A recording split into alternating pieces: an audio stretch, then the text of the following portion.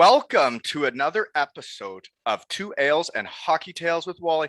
And today I am so excited to have on a 37-year-old from Edmonton, Alberta, Canada. His hockey journey took him to Canada, USA, Germany, Finland, Croatia, Sweden, Denmark, and Scotland. Suited up for Canada in the under 18s, an SJHL Rookie of the Year with the Notre Dame Hounds, an 05-06 with the Alaska Aces. He was also the Rookie of the Year. All-rookie team, led the league in scoring, first team All-Star, and won the Kelly Cup. In 07-08 with the Arizona Sundogs of the Cocktail Hockey League, He was on the All-CHL team, led the league in scoring again, MVP and champion. 2010-11, Ravensburg Tower Stars in this fight to Deutsche Bundesliga, led the league in scoring again by a bunch, 40 more points than me. And Deutsche Meister, that's the champion again, folks. 13-14 with the Aalborg Pirates. Led the league again, but was eliminated by Sunderjuski. And fun fact, also led the EAHL in assists with the Brayhead clan or Glasgow clan. Welcome to the podcast, Alex Leavitt. Wally, good to see you. No, it's a really cool thing you're doing. I'm really happy that you gave me a chance to come on. And yeah, I'm excited to shoot the shit with you. It should be fun. Man, you've gotten some good endorsements by some fellow teammates and other colleagues around the hockey world, so I'm looking forward to this one. Good to hear. So I start with how we know each other, which basically I'll go through this part quick. As Ravensburg versus Bietigheim, Schwenningen versus Hellbron, Aalborg versus Sunderjuski, Brayhead versus Cardiff, and then so we played against each other in quite a few spots. We led the league all the time. Sucked. But Menard and Miser, fellow Potters, were on your team with the Alaska Aces as well, eh? Yeah, that was, I mean, what an introduction to fucking pro hockey. Justin Miser and Chris Menard on your team. Just a couple awesome guys.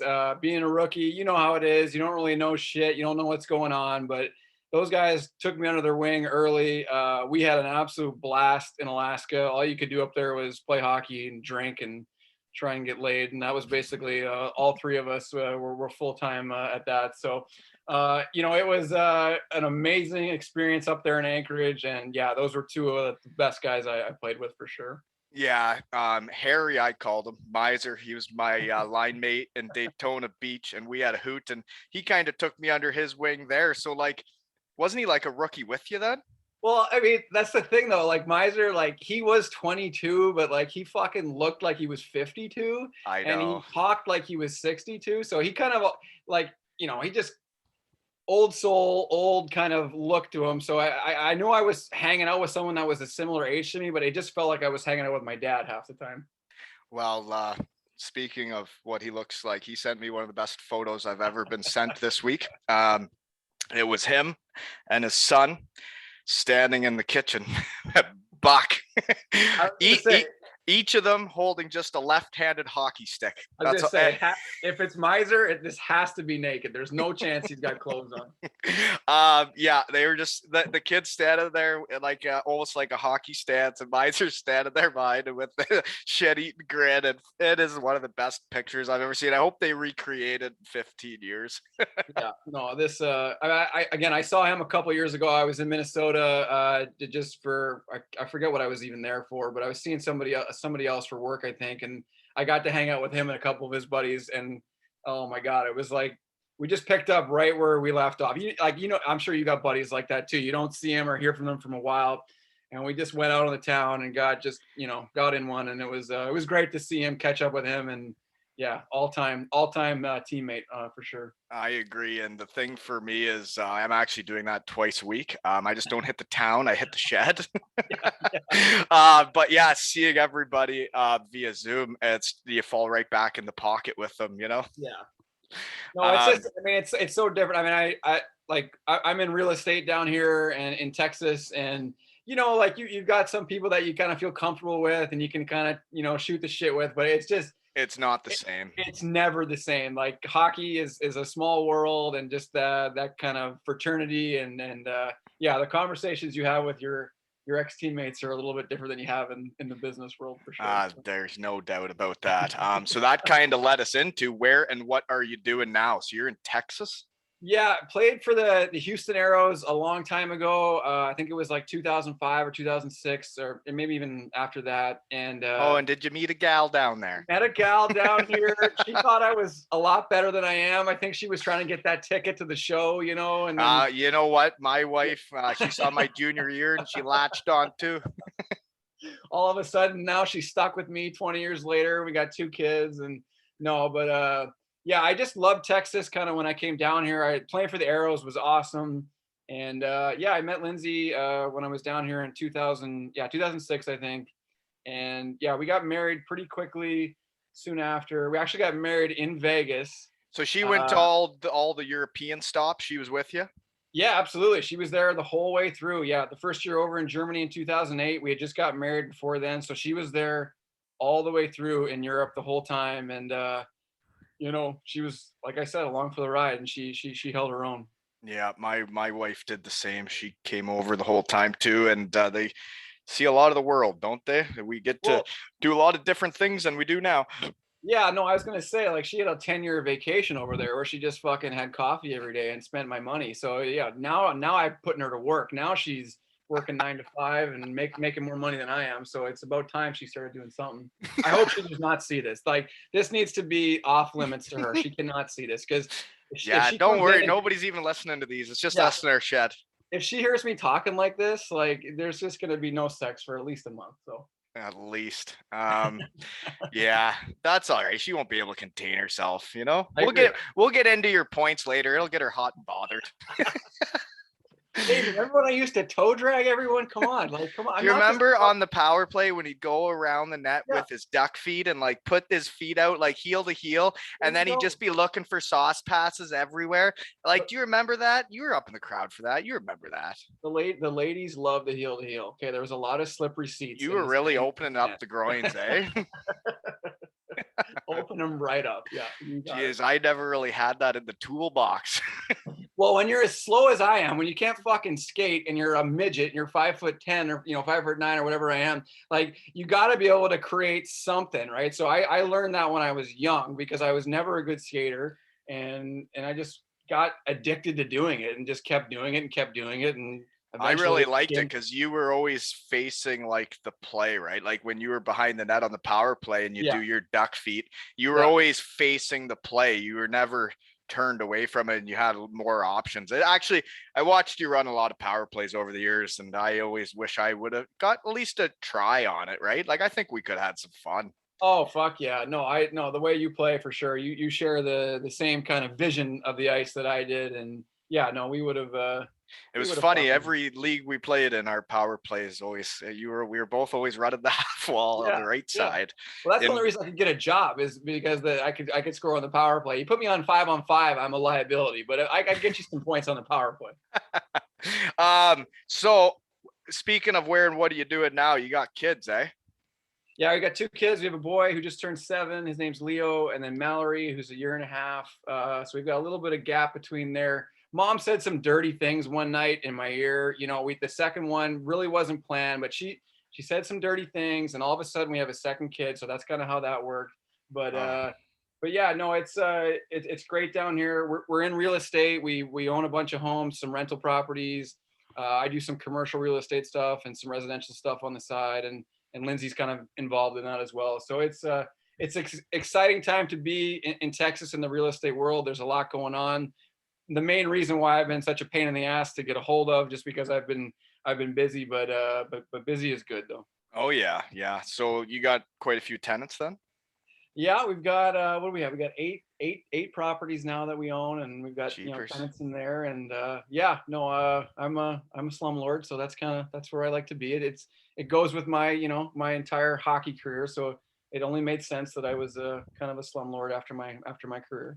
Well, fun fact, I also am too. There we go. Perfect. Yeah, I rent out to some contract workers at the nuclear plant around here. There we go. Got a couple that we rent out, and it's a fun thing to get into, you know. Yeah, no, you meet all sorts of people. If you You want to see sure people do. from all walks of life, get a rental property, and you will meet them all. So no, it's I'm sure you've had similar things. We've had good experiences where we've had some great tenants who've been with us forever, and then you have a couple that like holy fuck, I just don't even know how they get through the day. So it's you see it all definitely in the landlord world. Yeah, you definitely do. I met a lot of people. The one place we had, I think I looked at the Excel sheet. It was 30 people went through it in a year, and they were all from different walks of life. And I actually really enjoy it. I don't know if people can tell I like meeting people. So, Yeah, yeah. No, uh, yeah, no. I mean, we've enjoyed it too. But you're right though. It's not just you wake up on the first and you collect a check. There is a lot of more work that goes into it sometimes, and we've kind of learned that the hard way over the years. yeah. Okay. Well, as long everything's good when things aren't going wrong, right? Yeah, no, exactly. Everything's great when the fucking AC doesn't break. So yeah, you got Yeah. that right. Shitter's not clogged at 10 o'clock at night, or or there's a bat in the house. We had that one, but um, anyways, moving on. Moving on. Minor hockey and growing up in Edmonton to the Yes. Notre Dame Hounds. Yeah. Yeah. No. I mean, Notre Dame was I think it's a polarizing place. I think some people go there and maybe don't enjoy it, but I fucking loved it. I had the So it's like a absolute. boarding school, right? Yeah, it's exactly it's room and board. It's 300 guys and like 26 broads, so it's slim pickings, but you're there to play hockey and get a good education. And I mean, I was there with an unbelievable class. The guys in my grade were fucking unreal beauties. I just saw a bunch of them in Whistler last weekend. We had a 20-year reunion up in Whistler where we had 20 guys come back and we all went and got shittered for 3 days, and it was fucking unbelievable. So yeah, That Notre sounds all Dame. right. Yeah, shout out to Notre Dame. I mean, obviously I haven't kept in touch with the school for a while, but when I was there, it was incredible, and I really really loved it.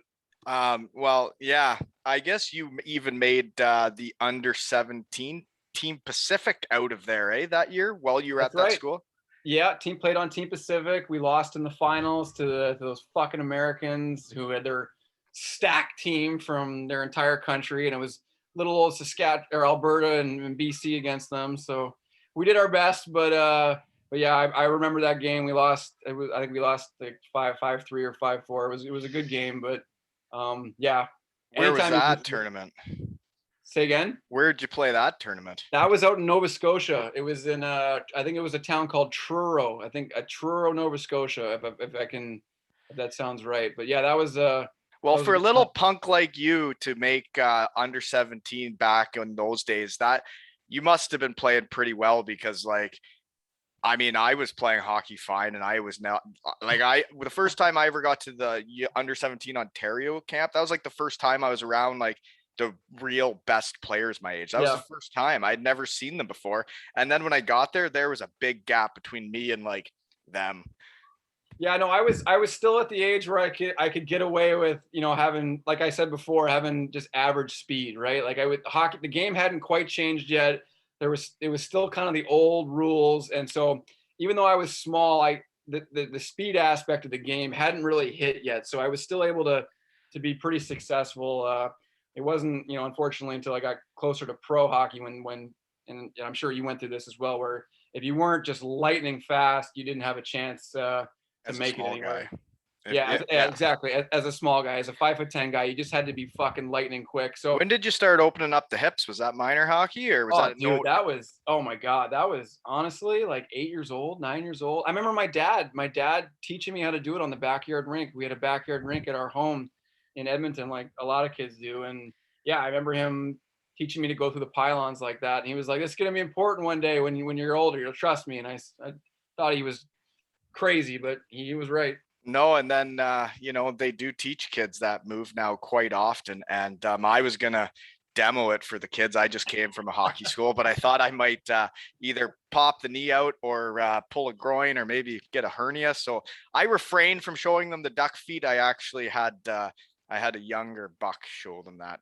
There you go. I haven't skated that much since I retired. I retired in 2017. So I only been on the ice a couple times, but that is the only move that still feels comfortable to me. I can't cross over left. I can't cross over right. But if I got to put the heels together, I feel safe. It's my safe zone. You know what? And it looked great when you were doing it. Good God. Everybody was open on that power play, man. When you go behind the net, everybody was open. It didn't matter what we did. It didn't matter where penalty killers went. You'd be cruising behind the net with your duck feet. And I'd think, oh no, somebody's going to one time it in. Moving on. Good stuff. Notre Dame Hounds under 17. So you're doing pretty well then. You're doing that. You're doing pretty well. So you might have got drafted pretty high to major junior, but you got recruited to Wisconsin. Yeah, I went to Wisconsin, and I mean that situation. I've told the story a million times, but that situation just sucked. Just because you never told me the story. First year I went as a freshman, and it was amazing. We had an awesome coach. He was incredible, and then he unfortunately retired.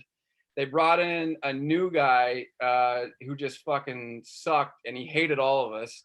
And basically, after my second season there, I just was like, I can't play here anymore. So I left there, went back to the Western League, and played in the WHL. But man, playing in Wisconsin was so awesome. I just loved it, and I wish I could have played there the 4 years. Navigating lieutenant. Yeah, there you go. No, but I played against Wisconsin. That arena was like, Jesus, it was almost like an NHL arena. We played in a tournament there.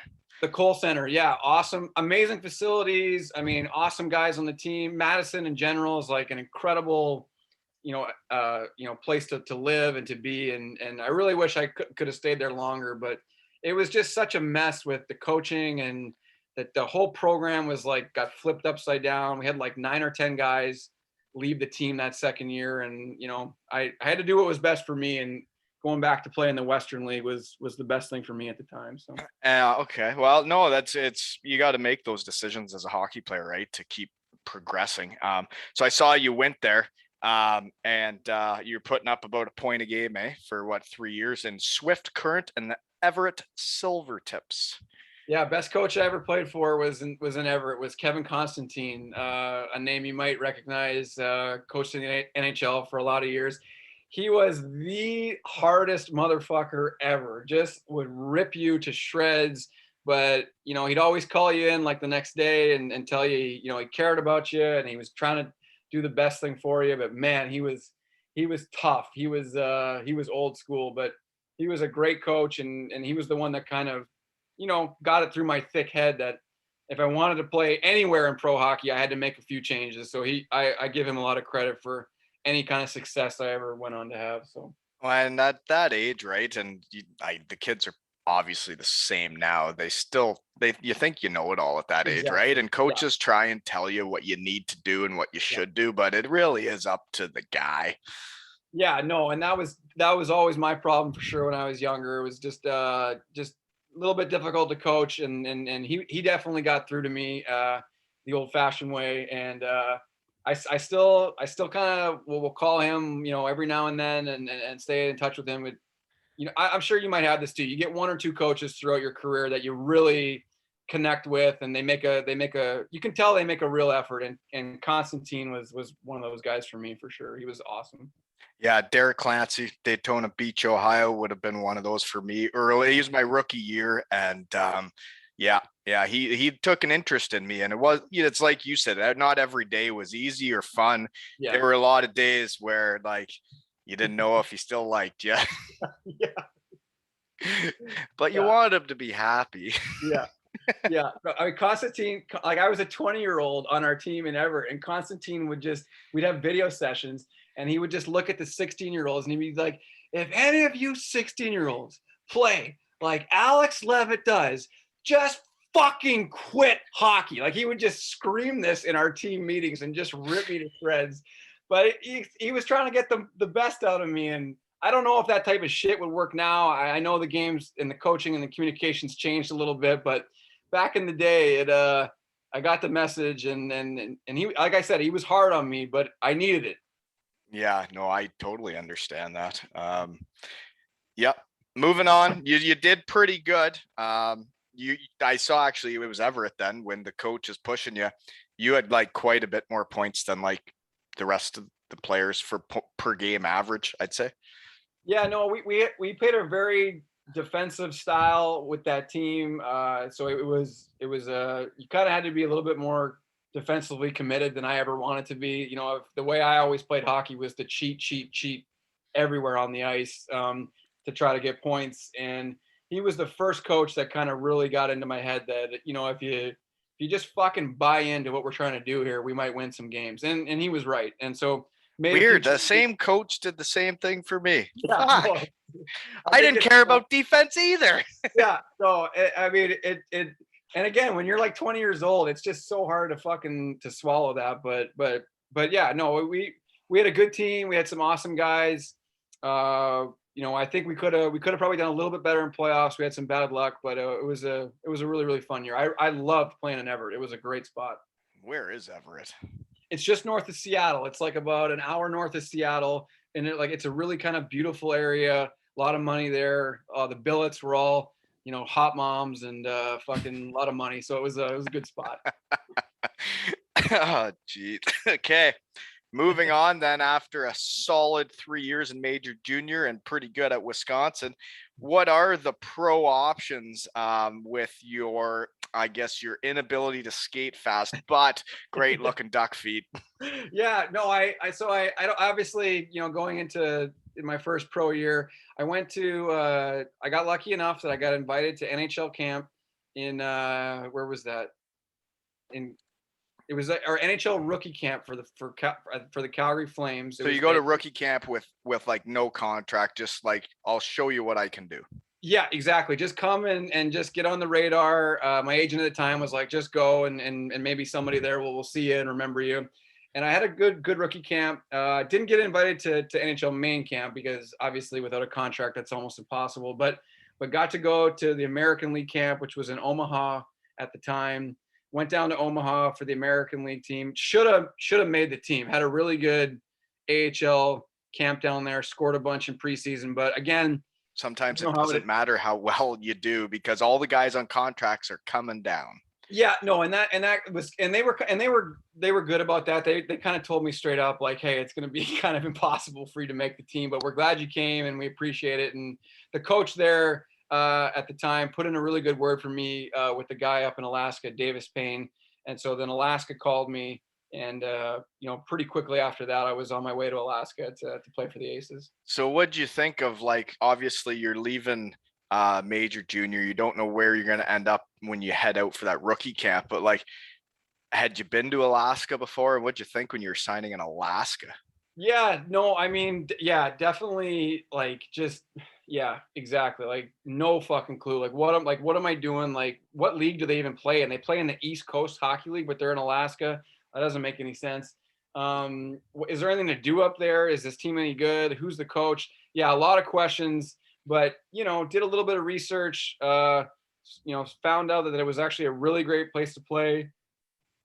They paid guys under the table a little bit there. So definitely tried to get myself involved with that a little bit. But yeah, it was an awesome spot. The ownership there was amazing. And then obviously we won the championship that my first year. So I got lucky making that decision to go there. No, yeah, it sounded like you guys had a hoot. I know Harry Miser, I think he was episode 28, folks. And he was our first sponsor. Woody's Pub, his basement pub, was our first sponsor. But he said that was his favorite year of hockey, was playing in Alaska that year. Yeah, no, it's definitely in my top 2 or 3 as well. Probably my favorite as well. Honestly, if I have to think about it, I mean, when you win a championship, it's totally different. Yeah, everything your bond is a little bit obviously longer and tighter, and everything just goes to a different level. So yeah, winning the championship was obviously a big deal. But that team just had so many fucking beauties on it. It was like, that's hockey. How most teams, like, there's always maybe like 2 or 3 guys that maybe are not cancers, but maybe just aren't necessarily in the mix. Yeah. That team didn't have that. That, like, we just had like 24 guys that were all just fucking awesome and like just wanted to party. And then when it came to game time, we're just fucking ready to roll. So it was like, it was an amazing experience to be yeah, like we're gonna go out and get shit faced, but we're gonna show up at the rink the next day and we're gonna kick your dick in. So it was awesome. Oh, though that is so fun. And like, I didn't do it before a game often, like have that many beers, but I would say I think teams can really come together when you really blow the doors off and then the whole team shows up to practice the next day. And, you get through practice, even if it's hard. It builds character as a team and the boys have a laugh. A couple boys might fall down the odd time, right? Like it Yeah, brings a no, team together. and the best part was the coach was like fully on board with it too. Like he was an old school guy. He was an awesome coach, Davis Payne. He went on to coach in the NHL for a bit. I think he's still coaching in the NHL as an assistant. But yeah, he was just like, I don't care what you guys do, but you need to show up when it's game time, and I need to see fucking results. So do whatever you want to do, but if it affects your play at all, I'll shut this whole thing down. Well, we never really let it get to that point. Night before games, it was always pretty tame. But yeah, if we ever had like a couple days before a game or a day off, like the whole fucking team was out and just getting after it. And I think it helped us play better. Oh, for sure. It brings a team together when you're Yeah. together and you're having fun off the ice. When you go on the ice together, you're a brotherhood and like Yeah. you do more for each other and you're willing to do more. Yeah. Yeah, no, I agree. And so that was a great kind of experience for me as a first year guy to kind of see like, okay, like, this is what works at the pro level. You need to be responsible. You need to be ready to play, but you can also have a good time. But man, it's important that the off ice shit is going as good as the on ice shit. Yeah. And so curious question. You're on the East Coast deal, but like when you're leading the East Coast in scoring, maybe not back then as much as now. Sorry for burping the mic again, folks. But this isn't a coffee podcast like this morning. This is a beer one. But like you don't get called up and you lead the league in scoring. Like, isn't there a couple days when you're sitting in Alaska in the dark in the middle of winter going, geez, they keep calling all these other guys up to the AHL, but like I'm leading the league in scoring. Yeah, no, definitely a few phone calls to my agent that year where I was like, what the fuck do I got to do? Like, I don't get it. Like, I'm doing everything I can here. And, I honestly, I think the location hurt, like when you're in Alaska, you're not on a contract, You're not an a easy team, call up not an easy call up. It's like a 5-6 hour flight to anywhere, where an American League team is. We were affiliated with Peoria in Illinois. because And that so makes sense. yeah, no shit. Like what, yeah, exactly. But so, I mean, I think the location was a little bit of a factor. But yeah, I mean, it was just one of those things that it was frustrating because you're doing everything you can. You don't get called up, but I knew my chance was going to come eventually, and it did next year. The next year I played pretty much the full season in the American League and got Okay, my chance. I'm not there yet. I'm not there yet. I'm not there yet. We're not done with We're not done with- my next question about Alaska though is like you went from major junior, which is still kind of like playing with kids, right? Like that's yeah, playing with kids. Even yeah. college is more like playing with men, which you had already done. But then Mhm. you go to pro, which when I went to pro, even the East Coast, like yeah, we were a defensive team. And like, but like I found it harder to put up points in the coast, I guess in the North Division or whatever. But like you go to the coast and put up more points per game than in major junior. Like, did you find it easier? It was just easier because my teammates were so good. It was one of those things where like playing in junior on those defensive teams with Constantine, we played a style where scoring just wasn't a premium. We tried to win every game 2-1 or 3-1. Whereas in Alaska, we had guys like Chris Menard, Barrett Heisen, Mike Scott. We had so many like legit American League, NHL talent level guys on our East Coast Hockey League team. Where if I just got the puck and just threw a sauce pass across the ice to Chris Menard, he just fucking one timed it top cheese like 5 times out of 6. So it was just You and him would have been a good mix, eh? Him as a yeah. shooter and just wanting to be in the slot, shooting them, and you would have been duck feeting around, just putting it right in the wheelhouse. Like he had great speed too. Like he was really fast, and so he would just get open and he would just skate around the fucking ice like this with Like just cocked. just tickling the rafters. Like he would just have his whole shift would just be like this, and I would just And then look for him. boom. Yeah, I would look for him, and yeah, I'd throw him a horseshit saucer pass. It'd hit him in like the shin pad. He'd somehow knock it down and then roof it. So honestly, like a lot of it was just playing on such a good, strong team. Yeah, okay. Yeah. Well, there's that, but you also had like over 90 points. Hey buddy, how are you? What's your name? This is Leo. He's come in to. What are you asking me here to get you on Roblox? Is that what it is? I deleted the game. Go get mom. I can't. Roadblocks. That game sucks.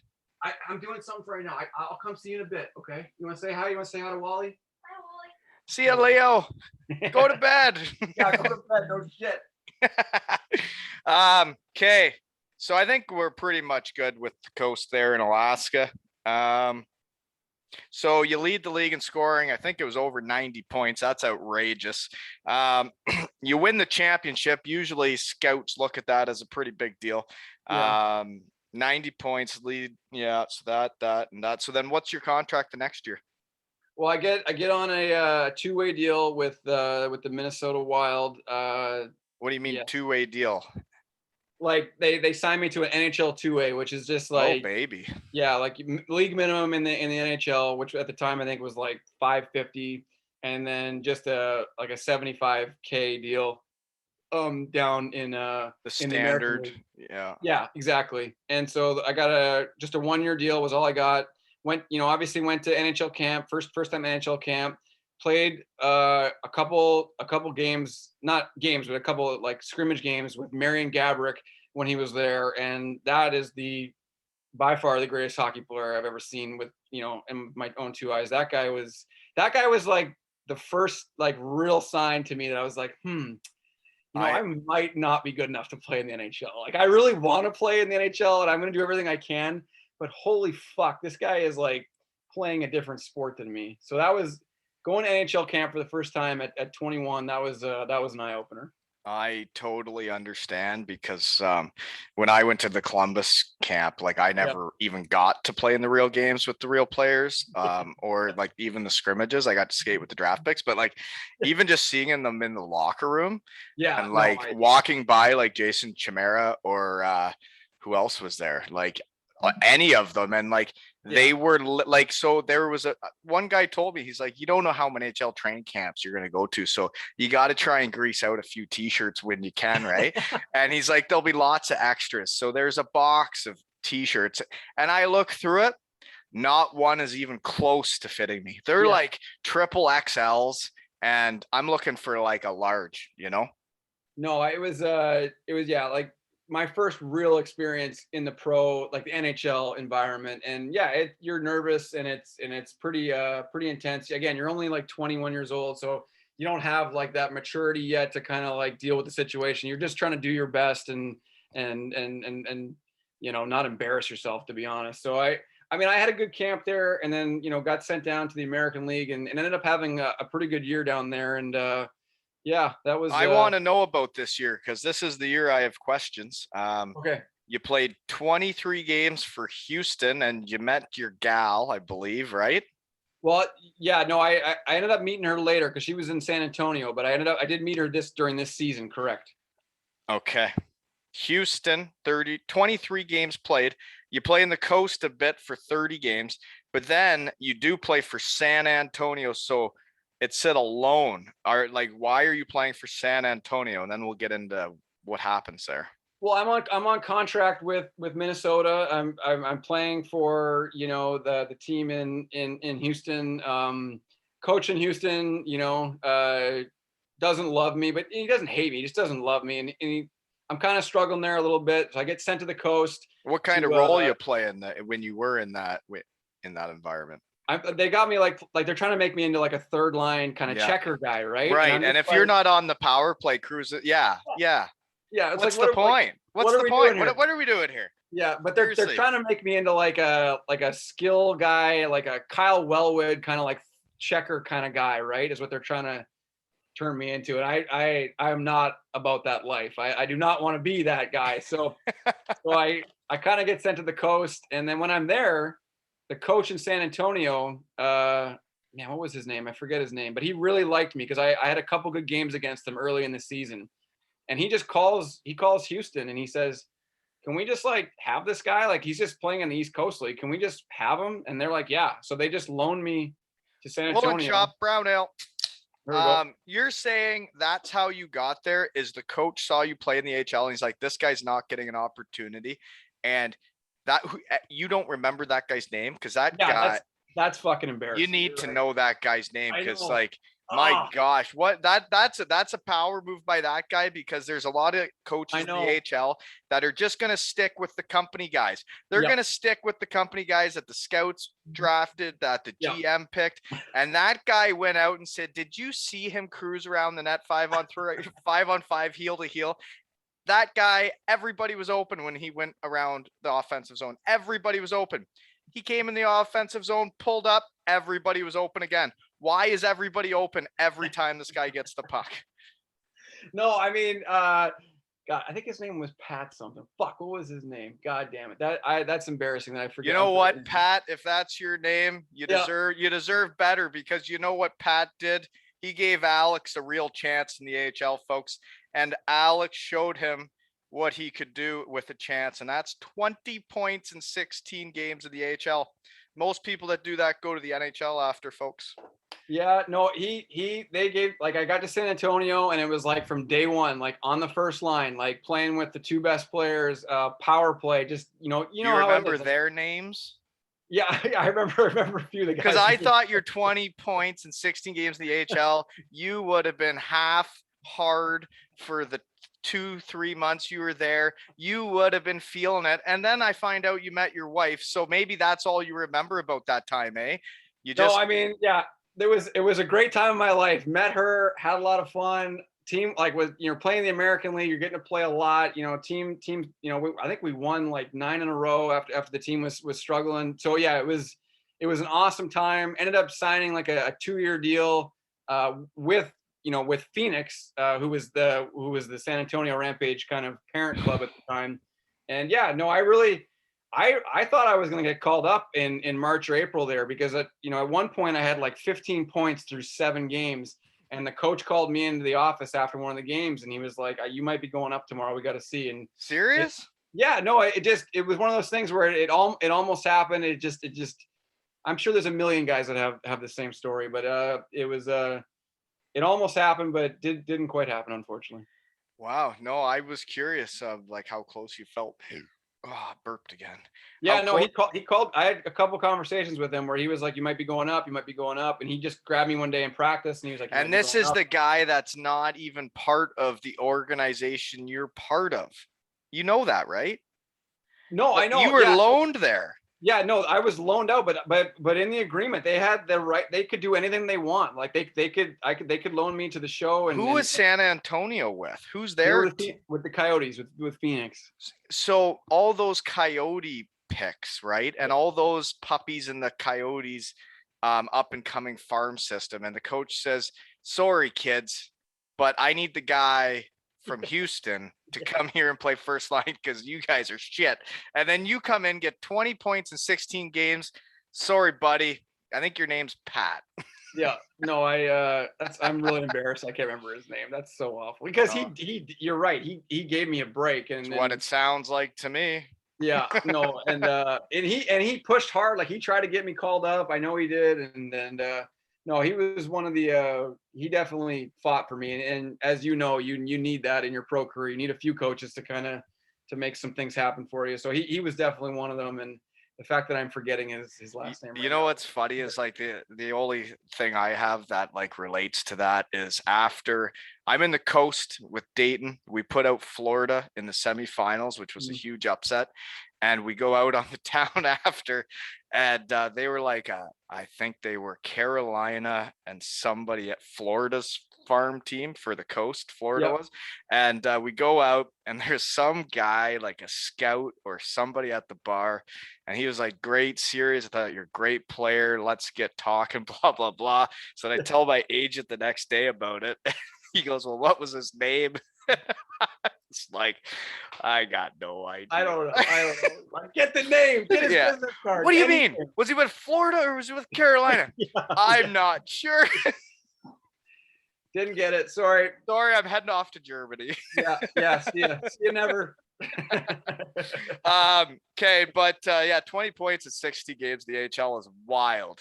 So then you say you do get a 2-year deal with Phoenix. So Yep. now I'm really curious, Yeah. obviously, because You you know, do you want to hear about your season the next year? yeah, no, it was a good year, but You it, want but to it was hear in the, about it? Do but you it want to was in hear the about it? wrong it was in the wrong league though. That was the No only kidding. problem. I was so curious why you're with the Arizona Sundogs getting 128 points and 40 goals in 58 games played, folks. The next leading scorer on the team was over 60 points behind him. Yeah, no, again, 60 points behind you, and you only played 58 games.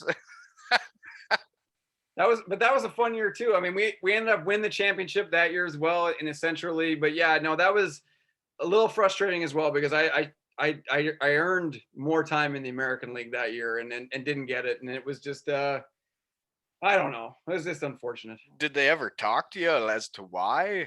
Well, it was a new coach again, so it was similar to kind of what happened to me before at Wisconsin. That coach the year before who had brought me in and loved me, he got gassed.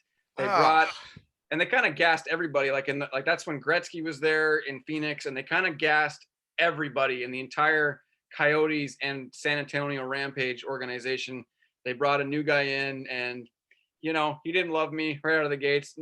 Most coaches don't like 5'10" fat slow guys, so I didn't. did you? I was. You know what? You did send me a picture of you in a bathing suit, and you, Yeah. and you know what? I don't know if it was just after hockey, but you almost looked like you had a body like me. Yeah, no, I was on the all body team every year for sure. That's Did you beat the goalies in the fat test some There you years? go. Yeah, I was always neck and neck. It was like 15, 16%. Like who wants it the most? I totally get it. I was the very same. It's very interesting, and you played at all the same leagues as me, eh? Yeah, no, it's there's a common theme there, I think, for sure. But yeah, no, I mean It's not I our was fault. It's genetics. that's what I tell my dad. I'm like, this is your fault. Like, like why didn't you work out a little bit when you were younger? You could have helped me out. But no, just kidding, obviously. But yeah, it was you know, that year So was fun though. I have mixed feelings about that year because we won the championship in the Central League. Obviously an awesome experience doing that. But yeah, I mean, looking back at it now, you look at the stats, like I should have played more in the American League. what I honestly I thought you like had maybe bought a home in with the where what town is the Arizona Sundogs? That was in a town called Prescott, Arizona, which was like an hour north of Phoenix, is basically where it was. But seriously, like I talked about your year in the coast with 90 points, and you're wondering, like, geez, why am I not getting called up? But you're on a one-way East Coast deal and you're not with any teams, and you're in Alaska, right? Yep. This time you're on an NHL deal. Yeah. They send you to the Central Hockey League, which is Yep. a good league back then. And you put up the year that you do, there's got to be a lot of days you're thinking, what the fuck am I supposed to do? They did it to a few of us. Dave Schlemko was there with me the whole year. He went on to play like 10 years in the NHL as a really solid D-man. He was an awesome dude, but he was in the same situation. He was NHL contract, played the whole year in the Central League. Tyler Redenbach went through the same thing as well. Another awesome player, awesome guy. Went to You know, Europe for a while, right? yeah. Like, I mean, we're all down there in the Central League, and we're all clearly good enough to be in the American League. And it was just, I don't know. Phoenix was such a fucking mess. Like, the whole thing they were worried about was keeping the team there. So they, not having the team move was like their focus, and their minor league system was just a bit of a gong show. So it was kind of a bad situation to be caught up in, unfortunately. So, you know what sucks though? Like I know, like you said, everybody's got different stories of how it all went, but like just me dissecting this frog here is that if that coach doesn't get gassed and he's Yeah. the coach the next year Yep. and you show up at AHL, Yep. your body's going to look a little bit better to that coach Yep. when you walk in the room the first day, and Yep. he's going to be like, there is my first line center, there's my first line power play, and Yep. then you would have taken that and ran with it, and then next thing you know, it could have been Christmas and you're in the NHL for a while. No, you're right. And I spoke to him about that a couple years later, I think when I was I forgot, maybe when I was in Germany, he was trying to get a job over in Europe, and he contacted me, and I was trying to help him out get a job in Europe, and he kind of said the same thing. He's like, man, he's like, we had a good team there in San Antonio. We had some good players, and if I hadn't got gassed, your career could have gone on a different trajectory. And I was like, man, don't even get me started. I don't want to think about it. So. No, but you know what? It's like where you end up and who the coach is, man, that changes everything. It plays a big role. I mean, there's a certain percentage of guys that are just so fucking good, they're going to make the show no matter what. Like, even if a monkey is coaching, they're still going to make the show because their talent The Marion is so good. Gabricks of the world. Exactly. The yes, specimens. Exactly. Oh my God, unbelievable. Yes, exactly. But for 20, maybe 30% of the other guys, yeah, the breaks, you need to get one, and then when you get one, you got to capitalize. And yeah, I was real close to getting in the right spot. And you're right, if that guy hangs around, I probably have a little bit different career. So definitely. So I think you had said, well, you know what? I'll pump your tires a little more. This is the only time though, because pretty sure last time I saw you, I probably was trying to fight you or something. But probably for diving in Germany like a little punk. But those playoffs, even if like there's some guys that like realistically would kind of shut her down, but you kind of did the opposite when you go down to the Central League. You're like, hey, you know what, assholes? Check out what I can do. And then even when you get to the playoffs, you don't even shut her down. Then like you get 30 points in 17 games, eh? We had a great team. We had an awesome coach again. And he played in Europe a bunch, and he told me there was a bunch of European, coaches asking about me and stuff. And he kept me motivated because you're right.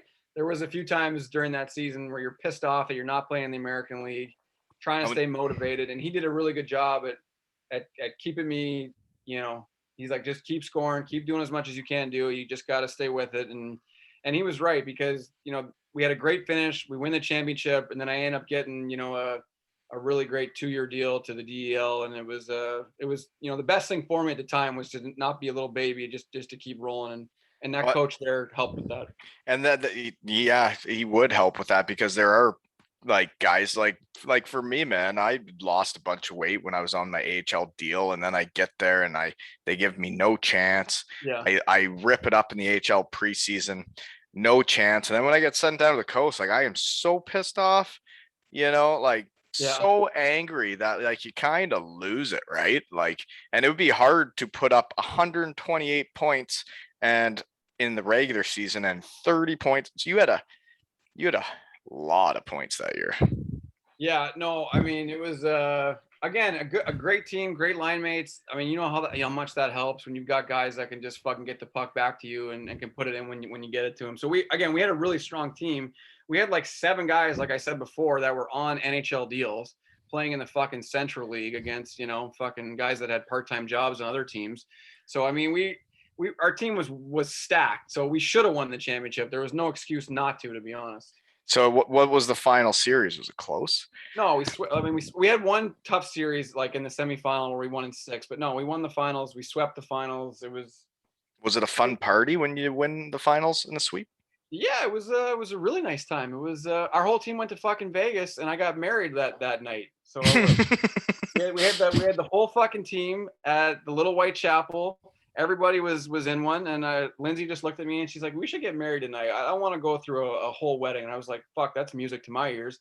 So we had the whole team there. The coaches fucking walked her down the aisle, and we just fucking tied the knot right in Vegas there with the trophy right there. Shut up! Shut the front door. I've got a DVD and everything, so it's it was some people talk the talk and some people walk the walk, Wally. So that's a little. You know what? I respect you and I respect your wife. That's you know what? That's having a time, and there'd be a bunch of boys that night that couldn't believe what they were seeing, but that's living. That's a great story. Thank you for telling me that in my shed tonight. That made my night.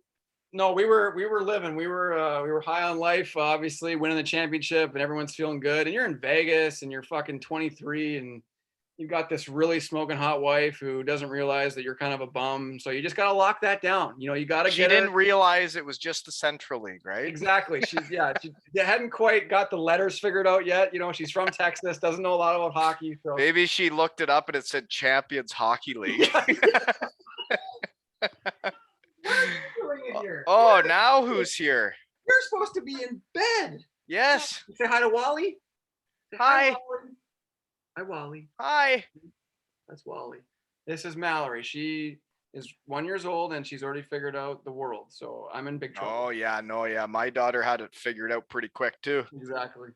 All right. Got to go to mommy, okay? You say bye-bye to Wally? Bye-bye. Okay. Bye-bye. I got one more question before we head to Castle Deutschland. Yeah. You said you were on a 2-year deal with Phoenix, and I think we had only played 1 year to that point.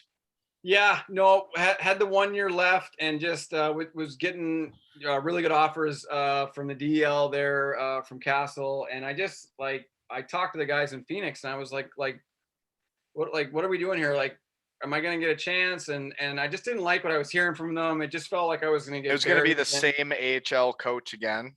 Yeah, same guy again, and I was just going to get buried. And they tried to trade me, and they couldn't get anything that they wanted, so they were just going to kind of hold on to me and use me as a guy kind of when someone got hurt, I would get called up type of thing, maybe play 10, 12 games. And I was just like, fuck that. I'm not about that. So I just told them like, I want out of the deal. I want out of the contract. And so it took a little bit, but my agent ended up getting me out of the deal, getting me, freed up and we went to Europe.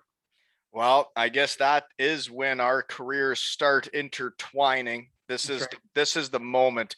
You've been doing your thing and I've been doing my thing. Nothing's really meshed yet, but you heading to Castle in the DEL for a big deal. Yep. Well, the year before I was playing for the Landshut Cannibals and we lost in a best of 5 in game 5 in overtime to move up to the DEL. So then Castle goes to the DEL and then they're big dick swinging, sending you the big tickets. And that is, then I move on from Landshut, who was having some financial difficulties, to the Bietigheim Steelers. But no, so I had played against that team in the second league the year before. So that was their first year in the DL, right? So there's not much expectations. You guys go there. It's a sick barn, is it not? It's that's one way to describe it. Yeah, it's Do you like the new big fancy arenas? No, I don't necessarily like the new big fancy arenas at all, but that rink, I mean, I always judge arenas by the showers, and it had the fucking worst showers ever. Like, they never worked. It was never hot. I mean, I know it was a cool atmosphere to play in there, but if I can't take a shower after practice, like, and feel clean and good, and feel exactly, yeah, I still remember those showers and how dog shit they were. So that was kind of the only thing that really sucked about that place. But no, you're right. It was an old school barn. The crowd was always great in there. We weren't that good that first year, but that crowd was awesome and supported us. And we probably won a few more games just because playing in that barn was so tough. Yeah, that was actually, fun fact, that was where my first game in Germany was in Castle. Wow. Yeah, and then the arena, and like, they were awesome, right? They were the best team in the league then in the second league. Yeah.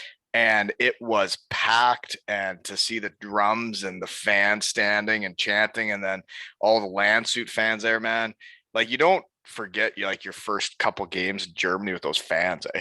It's just so much different than North America. It's just like, I mean, and people tell you about it and they're like, the atmosphere is different, and you're like, yeah, whatever. But once you're kind of over there and those fans are just like on top of you, especially in Castle behind that opposing goalie, they're just like literally looking straight down on top of the guy. It's so fucking loud in there. Everyone's just wasted. It is. There's drums and flares and. Oh man, yeah. There's like fireworks going off and shit. Like smoke bombs. Yeah, it's fucking nuts. No, it's so awesome. No, I loved playing in Germany. They would have loved it when you were going around the net heel to heel. Is that when they would? Did they like when you're in Ravens? We're not there yet, but in any of those teams, did they like they obviously must have taken a shine to you. Did they ever have like a name for you, or like sing a song, or like when you went around the net on the power play, were they chanting like everybody's open, everybody's open? No, I mean, my second year in Castle, because they had a song for me, just something. I can't even remember what it was, but yeah, no, it was. Yeah, you don't I, even know that guy's name from the AHL. yeah, no, I'm a piece of shit. You guy, I mean, guy almost got me to the NHL. I can't remember his fucking name exactly. Pat. Yeah, Patty. His name's Patty. Patty. Yeah, no, I mean, Cheers, but bud. playing Castle was awesome. Great first stop in Europe. I probably didn't realize at the time how awesome it was, because it's like it's your first stop, so you just kind of think everywhere is like that. But yeah, no, that's a fucking great place to play. No, you're right. And like you said, you don't realize how awesome a place is. Like when I went to Landshut, the German guys on that team, the guys from Landshut were just the best Yeah. going. Yeah. And it changes your whole year, right? And you think every team's going to be like that, and it's not. No, yeah, I definitely put on a few teams in Europe that were not like that at all. And yeah, no, I wish we had won a few more games, but it was tough. You know how it is as those relegated teams coming up. You're just trying to hold your own against the big boys, and we did a pretty good job. But the organization, took good care of us. We had beautiful apartments. We had nice cars. It was really cool experience. Yeah, no, I know a bunch of those guys from that team Yeah, because we had lost them in the finals year before. But like I would say the guy with the best face-off man I've ever seen in my Hugo life. Blaver. There you are. Not even. I mean, I'm probably the best face-off person in the history of hockey, to be I've honest. honestly, I don't know if I saw him lose a face-off. I played against him obviously a bunch when I was in Ravensburg, and he was in Germany, and played against him in a few other spots. And I think I'm like 2-70 against him in draws. I mean, that's all he can do. Hugo, I hope you're watching this, because that's all you can do. You suck everywhere else, but you are the best face-off guy I've ever seen in my life. He can penalty kill. Well, he can block shots because he's too slow to get out of the way, if that's what you mean. Oh, I'm just looking for a thresher here in the fridge. One second. Here we go. There we go. Thresher, Belgian whip beer. Okay. I know you only had 45 minutes, so we better get moving. Okay. So you do 2 years in Castle in the DEL. Way to go. I never made it there. So why the hell like you led the team in scoring the first year? Yeah. Pretty good year the next year. Why do you decide to go down to the second league? Because most of us down there are trying to go up, sir. Yeah, no, it was unfortunately the second year. There was some real money problems in Castle. We were lucky enough to get our money, but we didn't get any of our bonuses, and things were just really looking not good. And the team actually ended up folding next summer. They didn't even have a season the next year. So that was kind of the main reason. Was my agent was an experienced guy. He'd been in Europe for a long time. He was trying to get me deals on other DEL teams, but you know how it is. It's kind of hard when you're on a shitty team to get to another team, no matter how good you do personally. So he just basically leveled with me, and he said, I can get a bidding war going for you in the second league. And that's what he did. He had a few of the big teams all trying to get me: Schwinnigan, Bietigheim, Ravensburg. And I ended up making more money in Ravensburg than I did in the DEL. So once I kind of got it through my head that going down to the second league was going to be a little bit of a demotion, but financially we're still going to be really taken care of, I was like, fuck, let's go, let's do it. Yeah, no, I get that. I had similar things where it's like, well, I'm comfortable in the second league. I'm making a decent wage. If I go to the DL, they were talking like it might be a slight pay decrease. I know, which is hard to believe, right? And then it's like, well, and then you want me to play third line on probably a shitty team. And it's like, well, how am I going to work my way up? I might work my way up to the first. There's the guys, right? They work their way up to the first line of the shitty teams. And there's the odd guy that'll get a chance in Berlin or Mannheim. But for the most part, there's enough guys in North America or everywhere else in Europe that they can grab than a guy in the DL on a shitty team. Yeah, no, I think me and you had very similar kind of situations where our value was just greater in the second league than it was in the first league. You know, we just Score couldn't. points, yeah. Yeah, you could really, really, truly dominate the second league, and there's only maybe like 4 or 5 guys in the league that could really do that.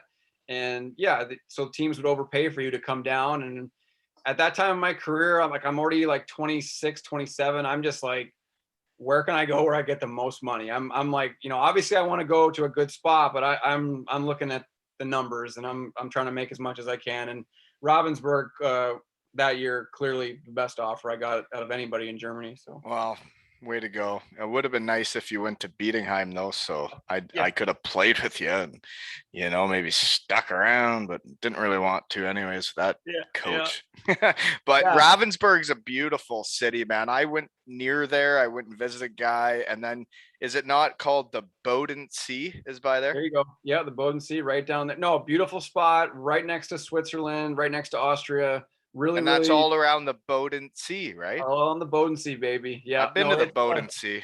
yeah, it's a really beautiful area. I mean, at the time I probably didn't appreciate it enough, just maybe a little too young. But as I've gotten older, I look back and think, man, that we were kind of living in a little bit of paradise down there. So You really don't, you take it for granted what you yeah, were doing and the lives yeah. we were living and like Oh what yeah, you were oh yeah. seeing day to day. Like now to think like we could go back and see it and be like, man, that'd be so cool. No, And we were living it daily. me and my wife have this conversation all the time. I mean, I feel like at the time we did appreciate it, but I agree. We Not to the definitely took extent. no, we definitely took definitely some things for granted for sure. Like you're living in Europe, you're playing no body contact hockey, you're getting paid a shit ton of money, and you're So still what finding. would you do differently? Would you Um, travel more? Because I found the guys that traveled the most were the guys that were there to be tourists and they didn't last long. yeah, no, I mean, I traveled enough just by fucking jumping from country to country on the teams that I played on. So I don't necessarily mean that. I kind of wish like I had gone about it a little differently and did what some guys did in Europe, was where they find a spot and they kind of lock in there. They become like a fan kind of like favorite. They maybe take a little bit of a pay cut, but they get in a spot and they just lock it in for like 5 or 6 years. And I was always looking for the next team, the next deal, the little bit of more money. And I kind of wish I had stayed in Ravensburg after we won that championship and maybe played a few more years there, because that was an awesome coach, an awesome city. You know, our team was great. I only got a little bit more money to go somewhere else, and looking back at it, it just wasn't worth it to leave. And I really wish I hadn't done that. Well, yeah, no, you had quite the year there. I hadn't seen much like it in the league. I'd been there for a couple of years or a few years, and I'm getting back. I don't know what year it is. I'm back from like my knee injury, but then I'm trying to get back in the swing of things. But I had been the guy, you could say, in the league a couple of years earlier. Then I had my knee injury, and then I come back from my knee injury, and I am clearly not the guy anymore because you had 40 more points than me that year. No, and I went through the same thing a couple years later. Like when I was back in Ravensburg, I remember thinking the same thing. I was like, "Holy fuck, I'm 32 now, and I am not the guy anymore. These assholes running around that are 25 years old, The they are a guy. lot better than me. What happened?" It's weird, isn't it? Yeah, it is weird. Okay. Next question then is who'd you beat in the finals that year with Ravensburg? Oh, Schwinnigan. Yeah, that was a good series. You know, Schwinnigan was heavily favored, and we just couldn't believe that. We were like, "Fuck that! We're way better than these guys," and we kicked their dicks. Like, I mean, 3 game sweep. It wasn't even You close. had a hell of a team. You had that, what was it, Ben Thompson, and then didn't you have that little left-handed shot that used to play in the show?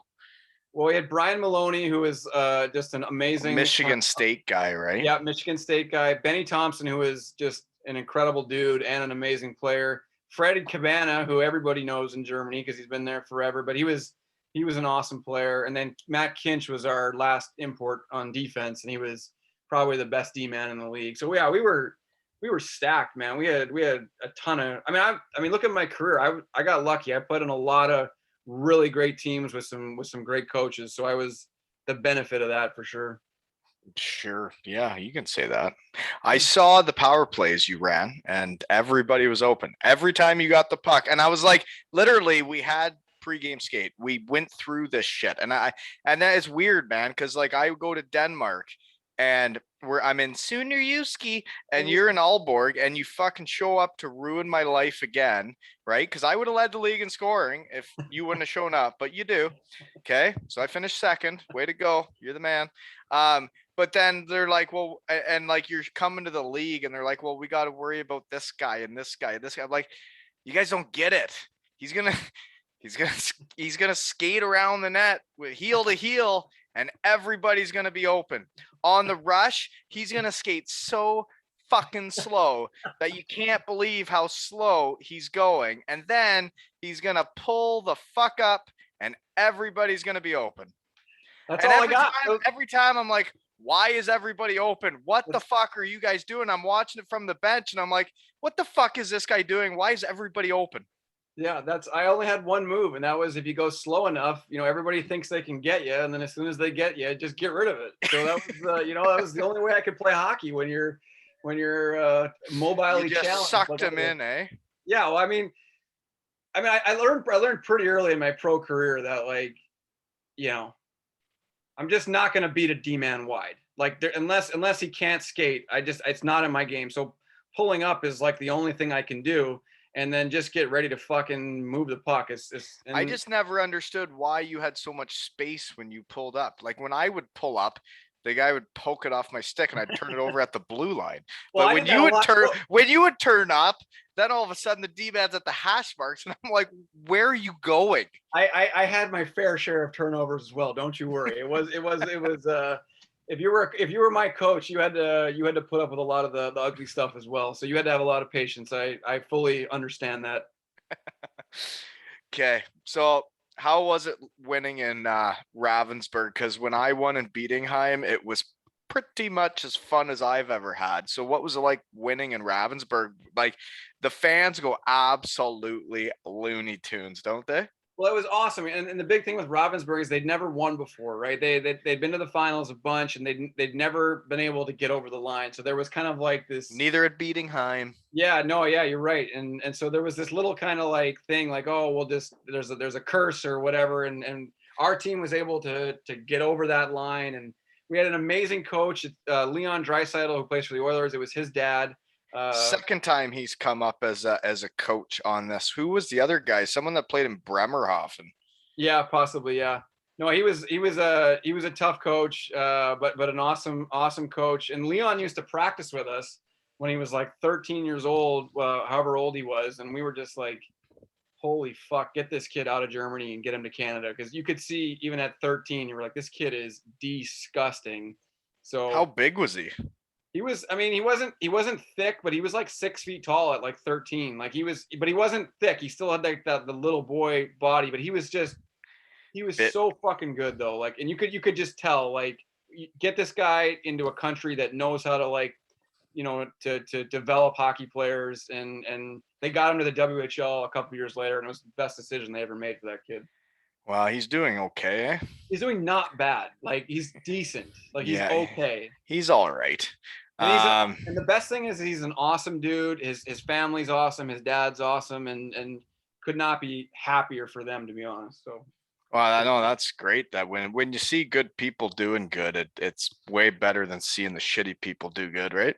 And there's so many fucking losers in hockey that actually went on to do quite well because they were selfish assholes, and they figured it out before the rest of us that if I'm a selfish cocksucker, it's the best thing for me, and it's not maybe the best thing for the team. But and that's actually I completely agree. A lot of the guys that didn't make it were the best team guys, and the guys that realized that everybody was in it for themselves early on, then they knew that right away, right? Yeah, no, I mean, it's something that I wouldn't change about myself, because it's just not in my personality. But holy fuck, did I play with a bunch of guys that were just selfish cocksuckers. And yeah, you're right, a lot of them went on to be in the best spot. So, kudos to them. They figured that out at a younger age, and they went on to have a good career. But man, I just don't know if I had that in me.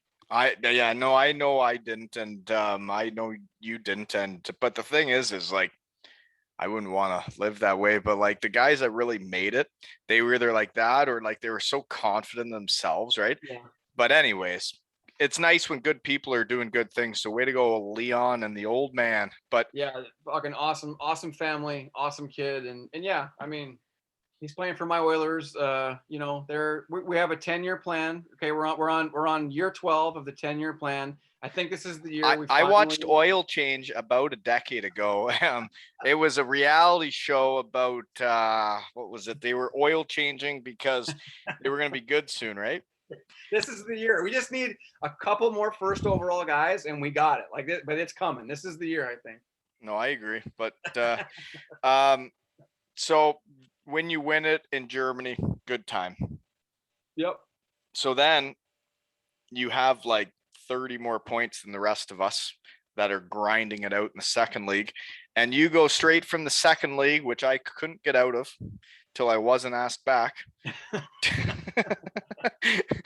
to the Finnish Elite League and HPK. What city is that in? It's a city called Hämeenlinna. It's about an hour out of Helsinki. That was an awesome experience. Finland was fucking rad. The league was so good. It was really probably the best league I played in Europe. Like in what way? Because I never played a Finnish team. So like Is NHL ice, so it's the same size ice as back in North America. So it's like you're playing in the American League. It's basically really? yeah, it's basically maybe even a little bit better. Maybe if there was like a league between the NHL and the American League. So yeah, really good league. The Finns play tough. They play just like Canadians. So it's honestly like you're playing in the American League. It was awesome.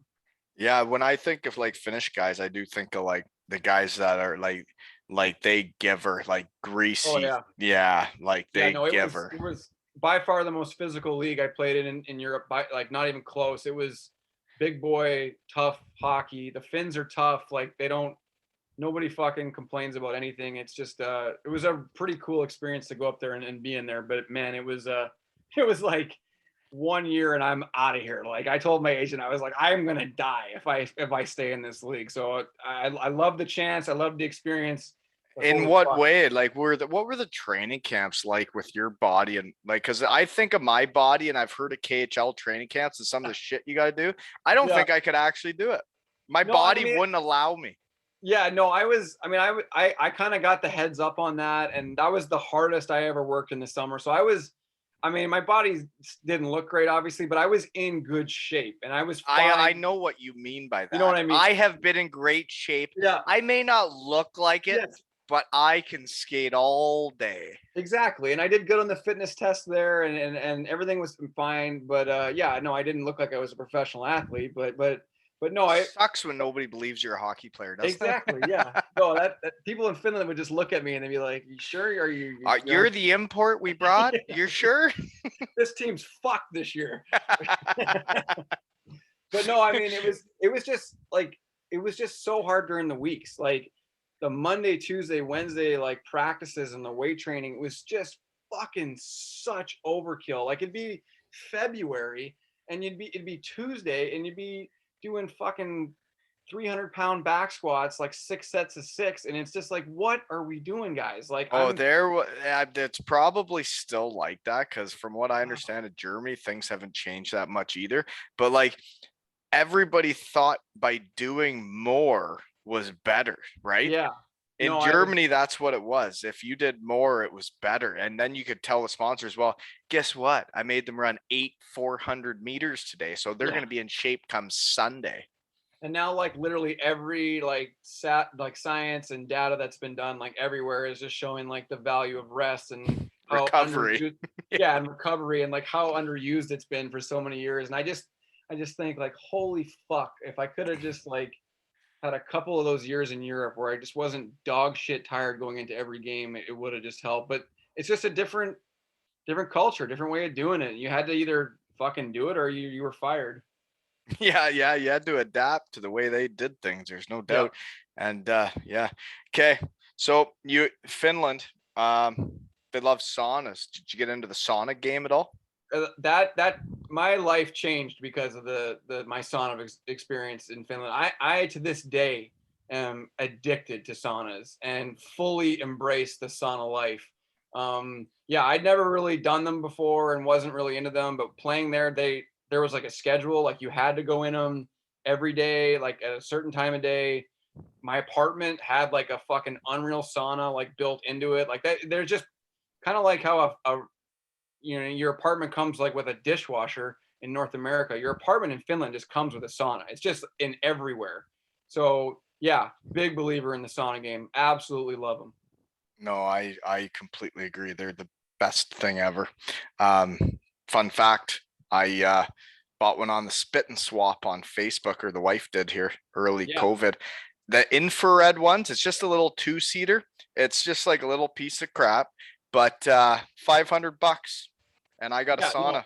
I mean, we're in the process right now of probably moving in a few months here to our next house, and I've already told the wife. I was like, I need a fucking sauna in my house. Like if we have to just not have a backyard, like whatever I have to sacrifice, I need a sauna in my house. Well, you can buy these ones like mine just hooks up electrically, and it's just a little two-seater infrared, but it's not like the 15-minute sauna, it's like a full hour. Yeah, I mean I'm down for whatever, but like I mean It's a good sweat, you don't have to exercise. that's what I'm saying. Like I just do not want to work out anymore, and I just want a quick way to Not at all. get the booze out of my system as soon as possible, so I'm ready Boom. to rock. And the sauna is the key to that. Oh, so you learned that too, eh? I did Weird. learn. Okay, fair enough. Moving out of Finland then. Yeah. We are now heading to Zagreb, Croatia. So do you have the same agent for all these countries and different deals? Yeah, no, and he kind of like just kept asking me like every year. He was like, where do you want to do?" And I was like, "I just want to go where I get the most money." And as bad as that sounds, it's just the truth. I was just like, Well, and that's "Yep." the biggest factor. Unless you're going somewhere that you know or that you're very comfortable, Yeah. what else is there swaying you that much unless people tell you? Yeah, no, once I made the break from Ravensburg, which I kind of said before, I wish I had to stay, but once I kind of made the break from there and went to Finland and was starting to get kind of like some interest from other European leagues, I just told my agent, I was like, for these next few years, like I'm just trying to make as much as I can. I probably only have 3 or 4 good years left in me. Let's just try to capitalize and make as much as I can. And stupidly, I'd been told that, that team in Croatia wasn't exactly the most you know, financially stable place, but they offered me such a fucking ridiculous deal that I just jumped at it and, only lasted there a few months because they wouldn't pay us. I know there's a lot of teams in Europe that have been like this, but this was the biggest gong show I'd seen. And they sign guys to big deals, and then you get there and you're not getting paid. So it's like, yeah, why'd you Yeah, sign? you're like, it won't happen to me. It won't happen to me. And then it's like the first check comes in and it's like half, and and they're giving you cash like in the backseat of a car, like in a parking lot, and you're just like, where the fuck am I? So yeah, didn't last there too long. Got on the horn of the agent and was just like, yeah, this place might not work out for me. Okay, next question. Then I know you weren't there long though. Croatian food. What do they eat there? Croatian food, I mean, from what I remember, like it was really good. And I really actually loved that country. Like the chicks there were fucking unbelievable. All the dudes were just gross looking, walking around with fanny packs. And you just got these rocket broads like everywhere. So my wife wanted out of there as soon as possible as well. I don't blame her at all. But no, I mean Croatia's a fucking wicked country. I loved it. Like I thought it It's was like beautiful cities, right? Like that city's absolutely, beautiful. yeah. I mean the coastline's like amazing. Like it's a really really cool beautiful place. It's just they don't have laws. Like if you have a contract, it just doesn't matter. So it's a little bit of a not, it's not like a normal society. It's a little bit of the Wild West. Right. Yeah. It's getting a bit. Yeah, I understand. I'm not gonna. Yeah, probably sensitive if saves too much. So, I'm not sure. Just us at the shed. Sometimes I Exactly. forget that there's people listening. Yeah. But like I played with some great Croatian dudes. Sinasa Martinovic in There you go. Yeah. Beatingheim. Awesome. Yep. Did you play with him? He was a goalie in Yeah, I Schwinnigan. played with him that year. Actually, when I left Croatia, I went and signed with Schwinnigan. He was our tender that year. He's a fucking awesome guy. Yeah, man, and we won the championship with him in Yep. Bietigheim. Yeah, beauty. Should have him on, eh? Talk He's a about great, yeah, Croatia. no, he's a great dude. Yeah, I mean, that team in Schwinnigan, we had a lot of good dudes on that team as well, and he was, yeah, I know I got sidetracked again though. You said a bunch of guys with hot girls and it like didn't make sense. And you said that about Croatia. When yeah, we went to Germany, man, and like we were like in our 20s, maybe whatever, and you're seeing like the 20-year-olds and like you'd see like who the pretty girls were with. It was so different than in Canada, man. In Canada, they'd be with like the hockey dudes yeah, or the baseball players or yeah. like athletes. Over there, the pretty girls were with a dude with like a foot tall green mohawk and tight pants with rips in them, right? Yeah, no, I mean, to each their own, right? I'm not judging anybody, but holy fuck, yes, I totally know what you mean. It was, And they're yeah, I mean, it's, judging us for wearing flip flops. yeah, I mean, yeah, no, it was, you, you kind of learn pretty quickly playing in Europe in certain countries that hockey is just not on the radar at all. You're just kind of like a guy that maybe is playing some kind of pro sport, but probably not. So yes, that was definitely also my experience. Is that a few of the countries I played in. But it Uh, wasn't even that they weren't into hockey players. It was what they were into were the guys that were like the most outrageous looking folks going. And you're like, how does this work? I mean, You know? you should have seen Croatia, man. Croatia was wild. Like the broads there were all just fucking rocket tens, and Navigating lieutenant. every single dude there had a fucking mullet and a fanny pack and looked like he worked at fucking, at a trailer park. And these guys would be walking around with these rockets. And I was just like, what the fuck is going on in this country? So again, money talks is probably the answer. Well, money can talk. And I've never been to Croatia. You should Um, go. I really would I wish I would have when I was over there. We talked It's about all the things I wish I would have done. That was one of them. Go to Croatia. maybe don't sign with any of the professional hockey teams there, but definitely go for like 1 week. It's a great spot Well, to go. maybe things are all better now because they're in the KHL and they're paying people even more money now. They got kicked out of the KHL. They're Oh, done, I I don't think. know. I can't keep track, man. I'm Yeah. just in my shed. So they're not in the KHL anymore. They don't even have a team. No, I mean, I think they're back in like either the Croatian or they might be back in the Austrian league. I'm not sure, but no, they got fucking booted from the KHL. They weren't paying their guys there either. That whole place is just a fucking scam. But beautiful. But rocket broads everywhere, beautiful coastline, And great food. fatty packs. Yeah, a lot of fanny packs though. Okay. Next question. That is when you leave there to ruin my life again. So you keep leaving places to ruin my life. So no, that might be one of the first times. So you leave there to play for Schwinnigan, and I'm having a trying year. This is my first year out of Bietigheim. I thought I was like gonna be the guy there. They bring in a new coach. I'm not his cup of tea, right? Yeah, Not yeah, I at know all. that feeling. I feel you on that one. Yeah, so I'm not his cup of tea. I go to Hellbron, and we're having a trying year, but we turn things around. We make the playoffs, Yeah, and then you go to Schwinnigan, and you just start dominating the league again. And I remember this series. We lost to you. you guys were tough to beat though. You guys had Fabio, a good buddy of mine, Hey, Carcillo. Adriano, his Yeah, brother. love those guys, and I got to play with them a couple years before in Castle, so I knew them well. But yeah, no, you guys were a tough team to beat. You guys were scrappy for sure. Yeah, well, I just remember you flopping a couple times. Yeah, you'd give me a little jab in the nuts, and then I'd give you like just a little tickle under the chin, and you just hit the floor, and I'd be like, dude, you're a fucking North American. Stand up. And you'd be like, oh, are we on the power play now? And then you'd skate around with your fucking duck feet, and I'm standing in the penalty box. Fuck me. I'd been in Europe for too long. I turned soft. It was You turned soccer, not soft. yeah, exactly. Yeah, no shit. God, Yeah. it fucking pissed me off that one time you did it in the playoffs too, and then I got the penalty. I'm like, I don't even get penalties. I didn't even do anything. You're flopping, laying around. Fuck. Yeah, no, that playing dirty. That sounds like me. Yeah, fucking fuck. Yeah, I'm no, sorry. so no, If it's I can, fine. It's I can fine. I apologize. actually am glad that all happened and we lost because that team was toxic, and I'm glad I got out of there. Fucking brutal. Get me out of Um, here. Seriously, brutal sticks too. But no, you were doing good there too. So you guys almost won it there too, and you had like whatever your 2 points game, blah blah blah. Everybody's open on the power play, and you guys, who did you lose? Who'd you lose to? We lost to Bietigheim in the final. We're Ah, up. shut up! No, don't say that.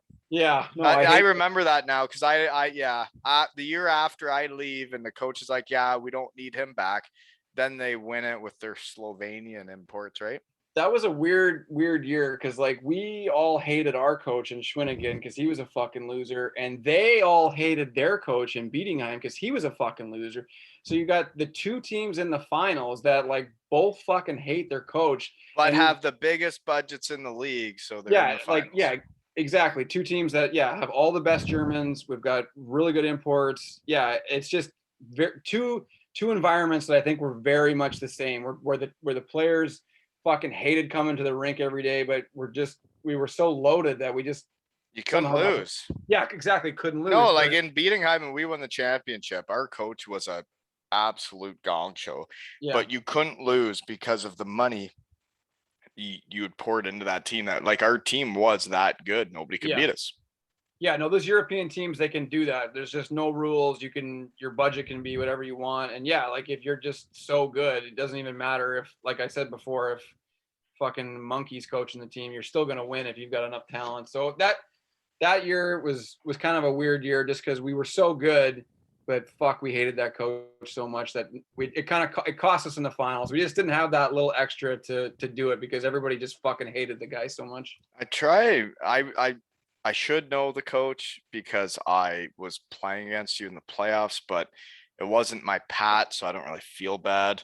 Yeah, So moving on. nice. You lost to Bietigheim. That sucks because I hated that little redhead fuck too. Anyways, you dominated us and the Falcons, and the next year you got to tell me about Oskarshamn and the Allsvenskan League because I never played against any Swedish teams. Well, I take a pee. Keep talking. Do it. Yeah, I mean, Sweden was awesome. That was just a tough situation for me. That was a dose of reality. Went there expecting things to go one way, and I just didn't perform. That one was on me, and I just straight up got fired. Like, just that league was fast and fucking, I don't know. I just didn't. I didn't fit in that league. The way I played didn't work, and they just gassed me in December, and I don't blame them one bit, to be honest.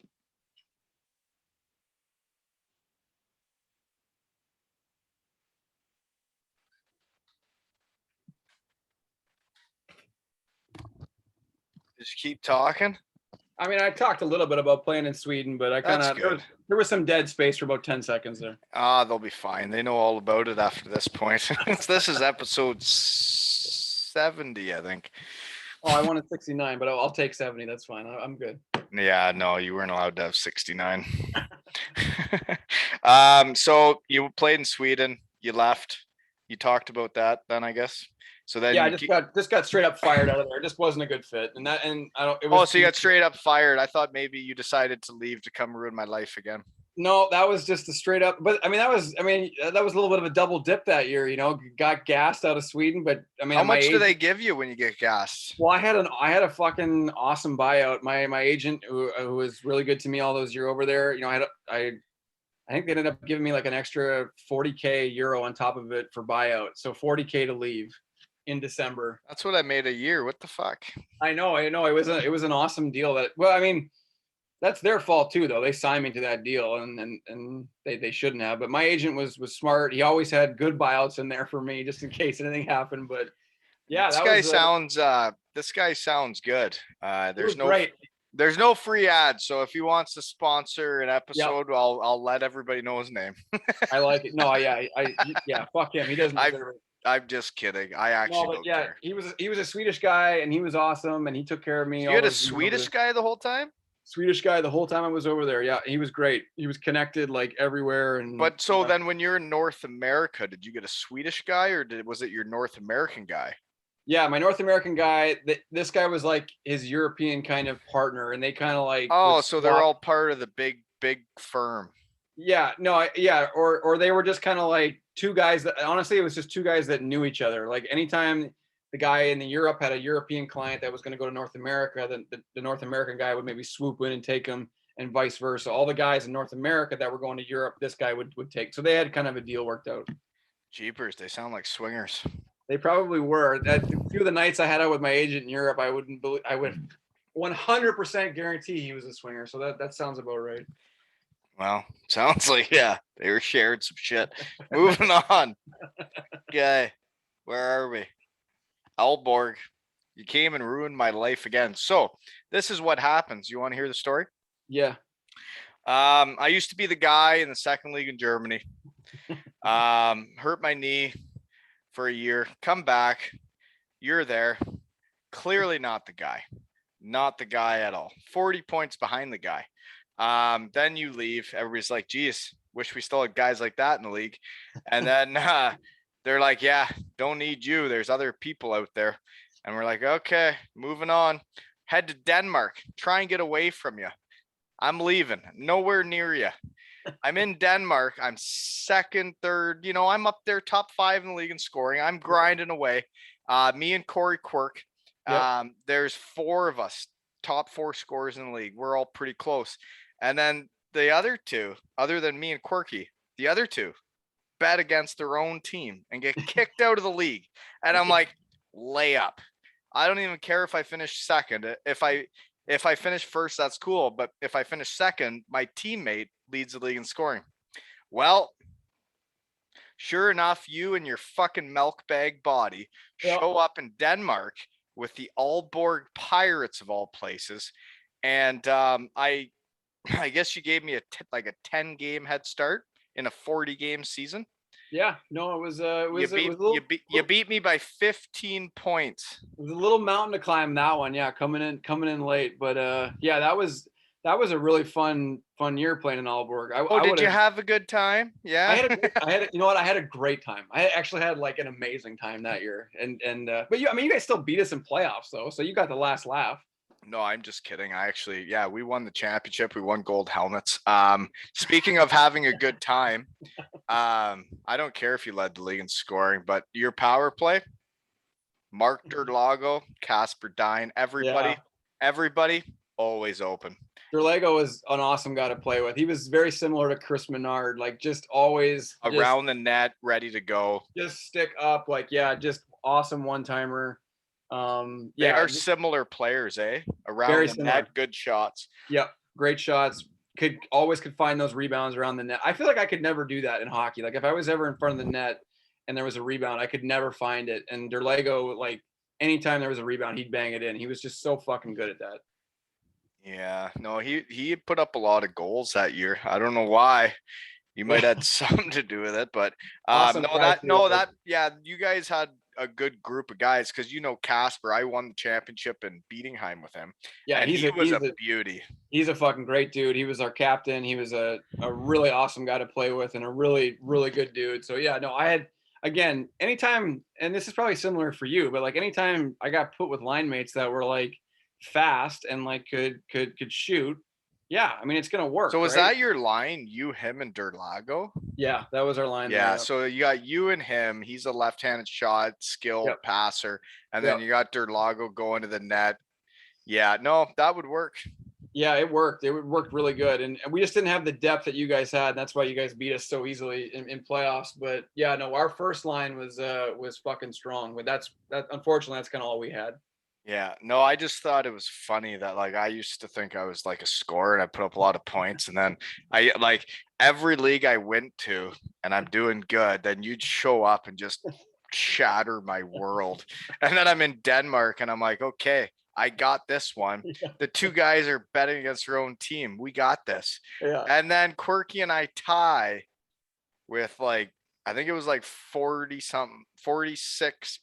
I don't know what it was. Yeah. But you 56. I don't know what I got, but you had a lot more points than me that year. And I even gave me a head start. Yeah. No, it was a fun time. It was a fun year. I had a good time. We I scored a lot just of goals. still haven't figured out why everybody's always open. I like seriously, I don't get it. Never have. Every time I played against you, I'd be like, Jesus Christ, I'm working so hard to find one guy open. And every time he fucking skates around the net, I'm like, they're all open. Where is our defense? Moving on. Don't want to talk about it anymore. Yeah. Because we won it and won the gold helmet, which I probably have around here somewhere. It should be framed or hanging up somewhere. That's oh no, it is right here actually.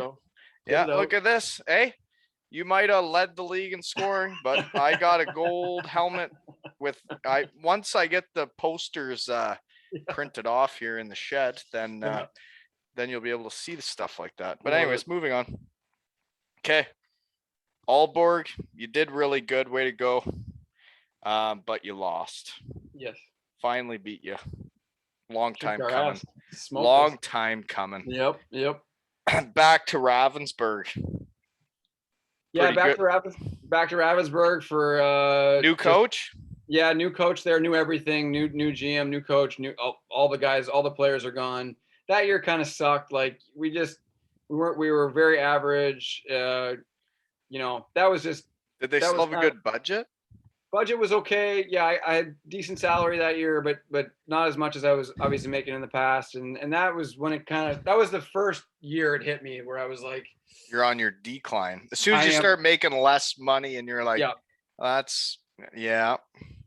I just turned like 30 or 31 and I was like, man, this is getting hard and this isn't as much fun anymore. And I kind of knew after that year, I wanted to finish somewhere like on a positive and that's how I ended up in Scotland, just because I knew Finner, I knew Stefan Meyer, I knew Matt Keith, and I wanted to play with guys that like I knew and I liked. And that last year in Ravensburg was a real eye opener. I was like, I think I'm kind of done with mainland Europe. It's time to go to the UK and enjoy my last couple of years, So we may as well move on then, because you have a different coach and different players and it's just not as fun and you're not as good.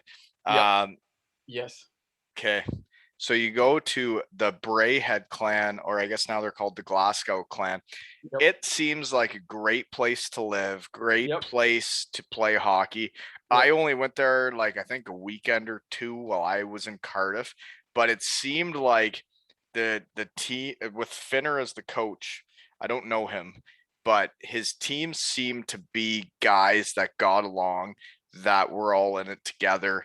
That Finner's just like a guy from Alberta, Western Canadian dude who's just like he's just like a good dude like that. There's just no other way to describe him. Like he's a smart hockey guy, but he's just a fucking good dude. Like he was really hard on me too. Even as like an older guy, he benched me like a bunch, but he would always like, talk to me and try to get the best out of me. And I feel like a lot of coaches I had in Europe like never really made the effort to kind of like do that.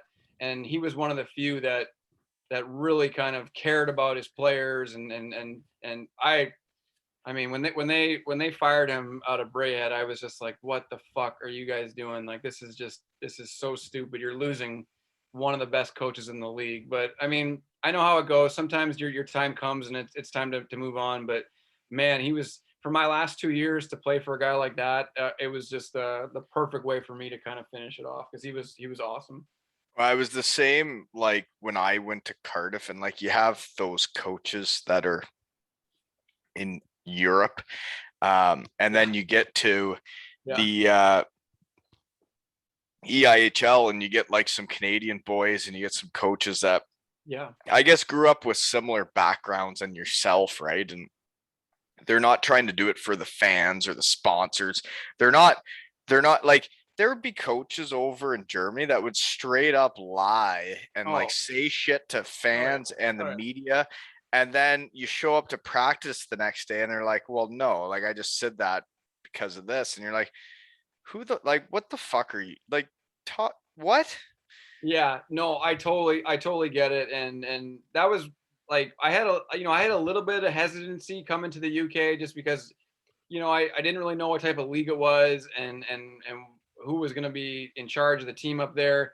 And talking to Stephen Meyer, who was a real good buddy of mine from way back in the day, he was like, man, And he's like, Schwinnigan, right? well, I knew him all the way from Notre Dame. We went to Notre Dame together, like way back in the day. So I'd known Mizey for forever. And And then you were in Schwinnigan together, right? Like yes, I yes, played right. against both of you, right? Yeah, yeah, was there with him in Schwinnigan. But he was like, man, he's like, the league's fucking good. It's not the same as it was like 10, 20 years ago. There's a lot of good players. There's nice buildings. It's legit. And I was like, okay, I'll give it a shot. And I'm so happy that he told me that because I really enjoyed my last 2 years playing in the UK. And I was really surprised at how good the league was. So it was a good way to finish. I agree. I thought the league was way better Yeah. than I was anticipating, right? And Well, I mean, I knew some of the guys that went there like back in the day, and I was like, "Fuck! Like these guys are brutal. Like this league's gonna be a gong show." And I think at one time it kind of was. I think, yeah, but I think the league really transformed itself. And, some of the teams really invested some money, and now I mean, like when I played in Brayhead, like we beat fucking what's their name from the DEL in the Champions League. Like we beat a fucking DEL team in the Champions League. Like that there's no way that would have happened 10, 15 years well, ago. Cardiff just beat a Swiss A team this week. They just beat Lausanne. Yeah, no, and I'm not surprised because I think the gap is closing. I think the UK teams are getting better every year, and hopefully, at one point, if they keep investing, they're going to be as good as any of those leagues. Yeah, and I was just curious. Last question of the night. I know Nice. you're busy with all the kids and all that crap you got going You on. got it. You Okay, got it. last question. How do you shut it down when you're still one of the leading scorers in every league you play in? Yeah, no, I mean, it just that last year was just so hard. Like, and I don't know if you went through it, but just for me, like, I was just hurt like every day. Like, And the I woke. practices and like getting ready for it and trying to stretch and roll out and like trying to not be in pain every day, right? I just couldn't justify it anymore. Like, and this might sound terrible to say, but I don't care. This is the honest truth. For the amount of money that I was being paid, I just didn't think what I was going through, I couldn't justify it anymore. I was just in so much pain and in so much discomfort every day. And for the check that I was getting every 2 weeks, I was just like, what the fuck am I doing? Like, I love playing. I love the coach. I love the team. Everything's great, but I need to be getting paid a little bit more money to justify this. And I don't care if that sounds terrible. That's the fucking truth. Well, and everybody gets to that point, and it's like if you're not making what you think you should, then it's time to bow out, right? Like, and everybody gets to that age at a different point, and it's whether or not you're making enough money, how hurt you are, your family situation, what Yeah. other opportunities you have. There's so much shit to it. But no, but to answer your question, like in another way, like, yeah, if I felt financially, if I could have earned significantly more than I was making, yeah, fuck yeah, I would have played a couple more years. Absolutely, I still had some stuff left in the tank, but just just the realities of life and finances and all that stuff. It was just like, man, I don't know if I can put myself through this for this anymore. And it was just I was at peace with it just because I Well, finished on a that's high. good. Yeah, Yeah, no, no, and that's awesome that like you had good years, you you didn't wait too long. yeah, You were still a high-end player right till the end. I just it's interesting for me because I had the knee injury that takes me out of it.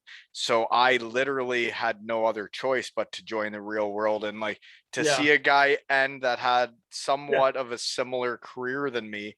Um, just ended after like almost 70 points in the UK league is like, huh, that's got to be Oh, hard. And I don't want to, and that's why I don't want to come off as like an asshole or sound like a arrogant or anything like that. Because you're right. Someone like you who might not have, had the choice to shut her down. That's a little unfair to you. But No, everybody has their own decisions, and we're all yeah, around the same age. And I actually, you get around that age, man, like I don't know if hanging on any longer is a good idea, but I mean, yeah. everybody to each their own. And honestly, like another big reason was like the fucking league was just getting like too good. Like honestly, like I noticed a difference from my first year to my second year. I like the first year I felt like you could get away with a few of those games and you didn't even have to fucking break a sweat and you could get a couple points here and there. And then the next year, I felt like all the guys that came from Europe or North America were bigger, stronger, and faster. And I was just like, fuck, if the third year is going to be even worse, I'm not going to make it through this. So I'm just going to I'm going to get out now before shit gets bad. No, like it's good that, man, seeing the career you've had, and like you've led the East Coast in scoring, the Central Hockey League in scoring, the second league in Germany in scoring, the Danish league in scoring. Like I don't know. I mean, and you won championships in most of those places. Like usually in hockey, Yeah. when you lead leagues in scoring and win championships, you move up. I just always found like your case interesting because like I like watching power plays. That's what I was always into because that's what I did. And then I'd see your power plays and I'd see what you do because Yeah. I know it wasn't the coach setting it up because everywhere I went and played against you, I'm like, he's doing the same fucking thing again. Yeah, no, I appreciate the kind words, and yeah, no, I look back at my career. Could I have worked a little bit harder when I was younger, and would have things gone a little bit differently? Yes, of course, but you don't really realize that until you're older. But no, I think I did about as good as I could with being a fat and slow 5'10" guy. I got as most out of it as I could, and it was like you said before, you go to Europe, it's great life experience, you meet amazing people from all over the world, and it's unbelievable that you even get paid to do that. So yeah, it was a blast.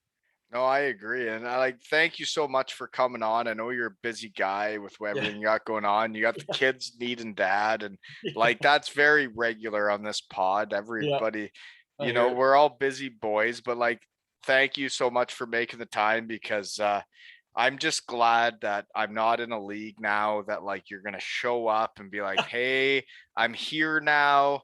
I'm gonna lead the league in scoring. I'm the guy now. And then I would be there like, shoot. No, I mean, yeah, no, it was fun playing against you. I feel the same way too. You were always you know We were always, well, you know what? You would lead the league, but I'd be up there in the top 10. no, and I know you're putting it on for the show, and I appreciate it. You're being real nice, but no, you were every bit the player I was, and you were always an issue for our side too. So We were totally different. Totally different. yeah, right. Same both power play guys, but the way you did it, the way I did it, it was different, man. It was different. Yeah, no, I mean, but at the end of the day, we both got it done, right? That's all that matters. Well, it was. And like, I actually, like, I really enjoyed watching you run a power play. I really did. I like, even when I was like, it would be hard if like we would lose the game, but like, every time when you came to Denmark and I saw what you changed in Aalborg, like they weren't running a power play, anything like that. They were brutal. And then you show up and it's like, watch this guy just make everybody open. And I'm sitting there on the bench, not penalty killing, going, yep, they're all open, every guy. And then it was like, which guy should I pass it to one time it in the net this time? No, you're too kind, but yeah, no, I mean, power play is my bread and butter, and yeah, if there was only like a guy on each NHL team that would just play the power play, I would have that would that if that spot existed in some other alternative reality, I might have had a different career. But you're right, 5-on-5, I was always a little bit of a not a little bit a big time defensive liability, but power play was my bread and butter for sure.